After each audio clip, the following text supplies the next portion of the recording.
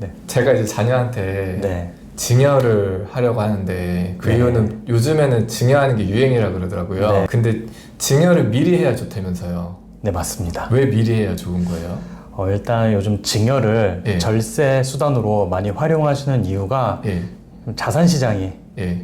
계속 인플레이션 되고 있기 때문에 아. 나중에 증여를 예. 하거나 예. 혹은 이제 상속이 예. 개시됐을 때 좀 세금을 과도하게 내는 경우가 있을 수 있습니다. 그러면은 우리가 나중에 상속해 주는 것보다 네. 지금 증여해 주는 게 훨씬 이익이 된다는 말씀이세요? 네, 그냥 모든 경우에나 그런 것은 아니고요. 예. 이제 증여세도 굉장히 세율이 높습니다. 상속세랑 세율이 동일하기 때문에 지금 내나 예. 나중에 상속으로 내나 예. 결국에 느끼는 부담감은 같을 거예요. 하지만 그래도 이왕이면 예. 세금을 가장 적게 내는 방향으로 증여와 상속을 예. 좀 미리 구분해서 그러면 예를 들어서 지금 10억인 아파트를 증여하는 거랑 네. 내가 이제 죽을 때가 됐는데 그게 20억이다. 네. 그럼 지금 증여해서 10억으로 증여세를 내고 상속할 때는 20억이 되는 건가요?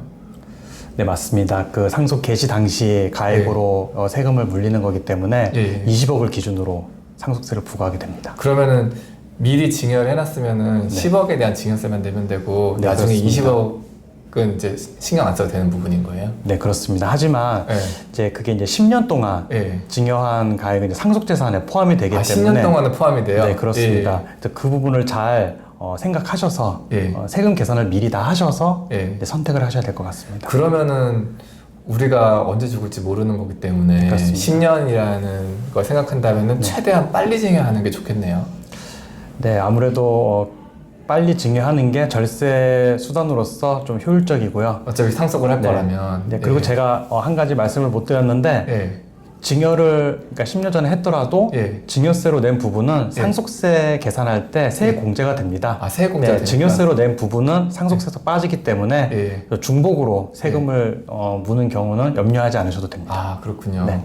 그리고 우리가 뭐 정말 뭐 재벌들이나 정말 부자들처럼 네. 건물 많으신 분들처럼 증여세 상속세를 엄청 부담스럽게 느끼는 사람도 있겠지만은 네. 우리가 소액이면은 또 증여세를 안 물어도 되는 부분이 있다면서요? 네, 맞습니다.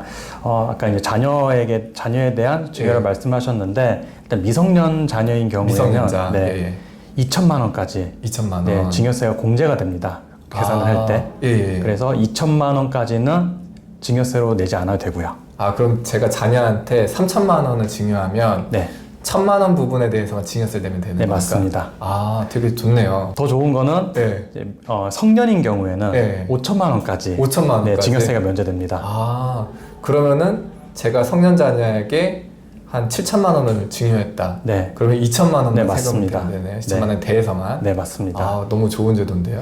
네, 또 한 가지 팁을 드리자면 예. 좀 어렸을 때부터 예.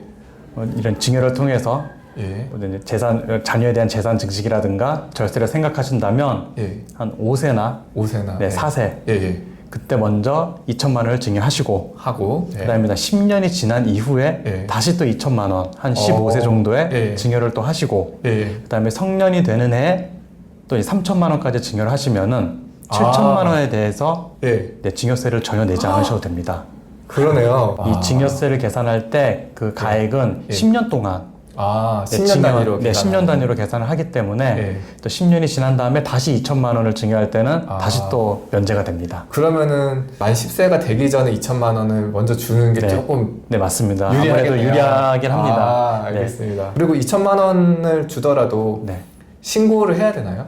네, 신고를 꼭 하셔야 됩니다. 신고를 안 하시면 예. 나중에 큰 불이익이 있을 수 있습니다. 아, 네. 어떤 불이익이 있을 수가 있죠?